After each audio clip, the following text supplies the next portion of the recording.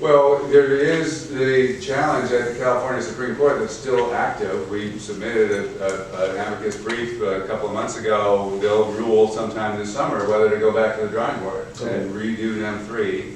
I don't know how that's going to turn out. The fact that we've made it this far with that lawsuit is really incredible that they're considering it at this level. And you know, that could turn out in favor of redoing net metering. But I'm kind of living with the assumption that it won't. But I think we have to think, you know, plan for it not happening. And we're in an M3 world, and it is what it is. The good news, as you say, because of these rising rates, the savings are still there. We've got a good product. We save people money. It's a good investment still in California under net billing. But it's not what it was, you know. So there's a huge hangover that's still happening. It's not the savings that it was a couple of years ago, and people know that. So it's been a challenge. Our market is cut in half. We're about half of where we should be in my mind. We're the pre-NEM 3 surge, you know, right at the end of NEM 2, there's a huge surge. But if you get rid of those numbers and just look at, you know, 2020, 2021, you want to be back at that level now. And we're at half that level. So we should double immediately and grow from there. But with that said, half of it is still something. We installed 9,000 systems per month last year under net billing. So we're selling some stuff. Most of that is residential. Very little of it is new sales and commercial under net billing. So that's a big puzzle we need to figure out. And on residential, I get a mix of attitudes from our member installers. A lot of them are now saying, you know, I laid off 30% of my workforce and that was horrible, but we've stabilized. And I feel like I'm comfortable growing gradually from here. I feel okay, we're gonna grow. And then the other contractors are not in that place. They haven't found the equalization and are really worried about sales. So we'll see where that goes. But I'm hopeful, I'm very hopeful that we are going to be on a growth trajectory from here. We've basically been flat for the past year and a half in the amount of megawatts installed per month. And you know, you want that to go up. I'm pretty confident it will. Because you know the savings are still there, and we're getting better at batteries. We're dynamic. We can be responsive. We can we're nimble, and we're sure are resilient as businesses. So I think that we're going to adapt and grow. Well, it's based on cooked up math by the utilities that's completely false, right? But it's a brilliant effort on their part.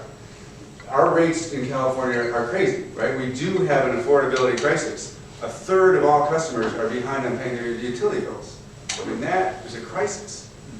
And the reason for the crisis is that the utilities just have runaway spending, and the regulators do a really poor job of reining them in. The spending on grid expansions has tripled in the past 20 years when our growth has been pretty stable. Our peak load has been stable. And so what are they spending all this money on? And, and they're doing it because their profits are tied to grid spending. Every dollar they spend on the grid, they get a return on. That's where their profits are. They have an incentive, they have a fiduciary responsibility to their shareholders to spend more money. That is, not a good ratepayer arrangement. And then, they do this increased spending. They're super inefficient, and they don't mind being inefficient. And then they turn around and they blame you, right? They blame us because they say that solar is a big cost shift, and the NEM customers are getting too good of a deal. They're not paying their fair share. Our counter research shows it's a legitimate question. Are solar customers still paying their fair share for the grid services they're using after installing solar? You do the research, the answer is squarely yes. We more than cover our share of the grid costs. But they have their math, they're the utilities, they have some allies that are fronting for them in backing up this message, so most decision makers believe that solar customers are not paying their fair share. So then they go at, they're done with the NEM 3 for now, and the next step is to go after NEM 1 and NEM 2 customers to shorten the 20-year term. And this is a real policy proposal on the table. I had a dozen meetings in the Capitol a couple of days ago about this, and and it's real.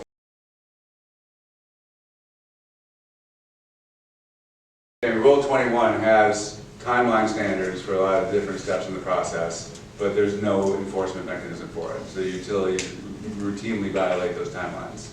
And we've been pushing to create enforcement mechanisms for those interconnection timelines. Unsuccessfully so far. We had a bill a couple years ago, it didn't get through. We were talking to some legislators about a bill this year, and the few legislators we really wanted as authors of that bill didn't want to do it. Because it's a big fight, taking on utilities in the legislature and a lot of priorities.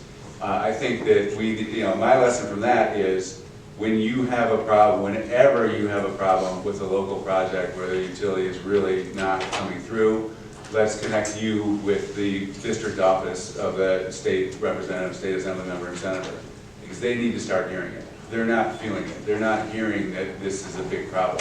So let's make it known. Let's go to their district offices and complain about utility inaction when it happens, and that'll bubble up for a lot of, pretty quickly they start to realize my constituents have a problem they want me to deal with. So let's do that for sure. The other one is we've started writing a sort of class action complaint to go through the PUC. And it would be possible for the PUC on their own to create administrative penalties for violations of what is a PUC order on these interconnection timelines. So the formal complaint process at the PUC is complicated. It's like, it's a litigated proceeding. And so we need to, get ready with experts and attorneys that are going to fight this one and write up the petition really well. But we want to do it on behalf of you. So let's sync up with your company and others that we can document the timeline violations that have had bad impacts for customers, and put in the petition to get the PUC on their own to create fines, monetary penalties for failing to meet these established timelines. We're going to work on that real soon, so let's get together on it. That's interesting. I haven't heard them talking about it. I mean, a lot of where the utilities are focusing their engineering resources right now is in the grid scale batteries. We've installed a very impressive amount of, 12 gigawatts in the past couple of years of grid scale batteries. It's really substantial from a global perspective. And so that's kind of their focus, is they're worried about maintaining that stuff. And we saw the Moss Landing fire as a nightmare, so they're dealing with stuff like that. In terms of managing our systems, I think the bigger thing in my mind is the communications interface, that we are able to operate our systems effectively without losing any of them in communications, and to be able to respond rapidly to utility signals. So that's kind of a co-management. It's not like maintaining the equipment. That I see as our job. But in terms of co-managing how it gets deployed, that's a very big area of focus. This is what that's exactly what we should be spending time on right now, not this M1, M2 cost shift business and all, that's a distraction that they're purposely putting on us. And because they don't love this, using our assets to reduce the need to build a grid, because they want these programs to not work very well, so they have to then build a grid. That's just where they're at. So forcing them to do so through policy of the California Energy Commission, mostly, and then working out those communications issues, and just getting the right platform and the right type of signal so that we can optimize our resources for good benefit. And that's it. I've heard some talk of, things like $50 million, $100 million going into DEBA potentially. It's a fraction of what we would need to make a difference there.